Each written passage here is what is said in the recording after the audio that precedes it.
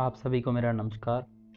मैं मनोज श्री कृष्णा प्रणामी स्कूल डाबड़ा की ओर से आप सबका नई वीडियो में स्वागत करता हूं। पिछली वीडियो में हमने लेफ़्ट और राइट ब्रेन के अंतर के बारे में जाना कि लेफ़्ट ब्रेन ओरिएंटेड लोग किस तरह के होते हैं और राइट ब्रेन ओरिएंटेड लोग किस तरह के होते हैं।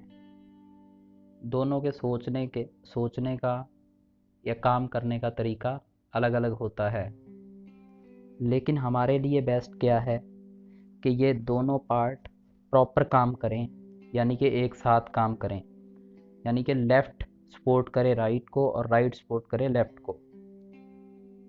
इस बात को समझाने के लिए हम एक एग्ज़ाम्पल लेते हैं। एक घर में दो भाई होते हैं जिनका नाम होता है राम और श्याम। दूसरे बच्चों की तरह ये दोनों भी खेलने कूदने और मस्ती करने में खूब खुश रहते थे। तो एक दिन इनकी मम्मी ने इनको अपने पास बुलाया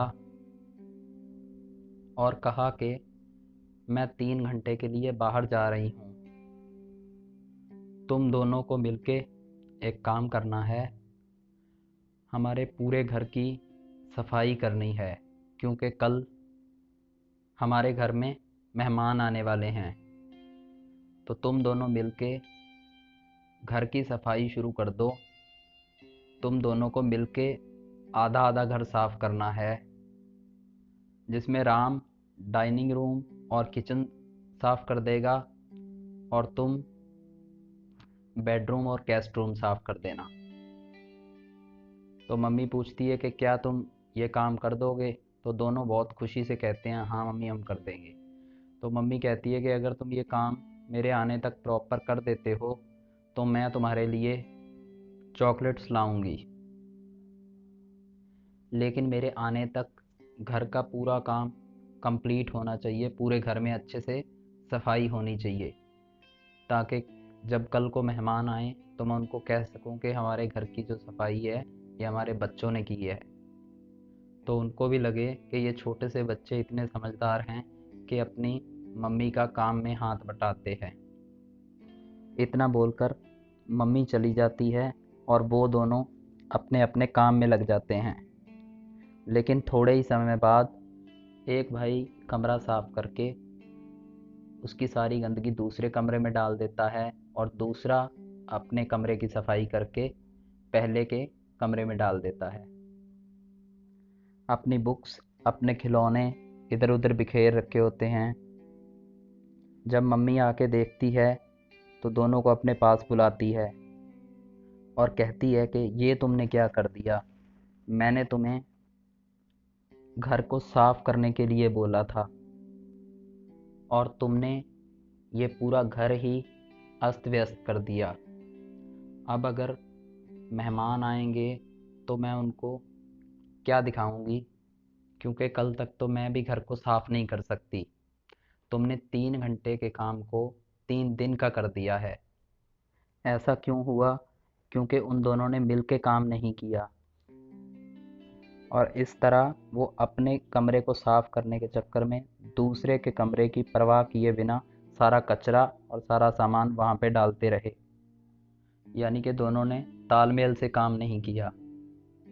हमारा दिमाग भी राम और श्याम है। कई बार आप कुछ भूल जाते हैं, कहीं अटक जाते हैं या किसी परेशानी में पड़ जाते हैं, तो इसका कारण भी यही है कि हमारे राइट और लेफ़्ट ब्रेन का मिल के काम ना करना, यानी तालमेल के साथ काम ना करना। तो वो सारे घर का अस्त व्यस्त होना किस वजह से हुआ? क्योंकि उनकी मम्मी ने उनको बचपन से ही साथ में मिल के काम ना करने की शिक्षा नहीं दी थी, लेकिन उनकी मम्मी ने ये भी ध्यान नहीं दिया कि वो दोनों साथ मिलकर कोई काम करते हैं या नहीं। अगर वो दोनों साथ मिलकर काम करते तो ये 3 घंटे का काम सिर्फ 1 घंटे में भी हो सकता था। ताजो अगर मेहमान आते तो उनके पेरेंट्स को मेहमानों के आगे शर्मिंदा नहीं होना पड़ता और इस बात की भी चिंता नहीं होती कि एक दिन में मैं घर को अच्छे से साफ कैसे करूँगी। तो यही शिक्षा अगर हम हमारे बच्चों को छोटी उम्र से ही देना शुरू कर दें तो वो बड़े होने के बाद ना तो छोटी छोटी परेशानियों से घबराएंगे और ना ही विचलित होंगे। तो इसके लिए लेफ्ट और राइट ब्रेन का तालमेल ठीक से होना चाहिए। इसलिए ही हमें मिड ब्रेन एक्टिवेशन की ज़रूरत पड़ती है। मिड ब्रेन एक्टिवेशन से दिमाग के दोनों पार्ट राइट और लेफ्ट मिल के काम करना शुरू कर देते हैं और बच्चों में पॉजिटिव एनर्जी भी आती है।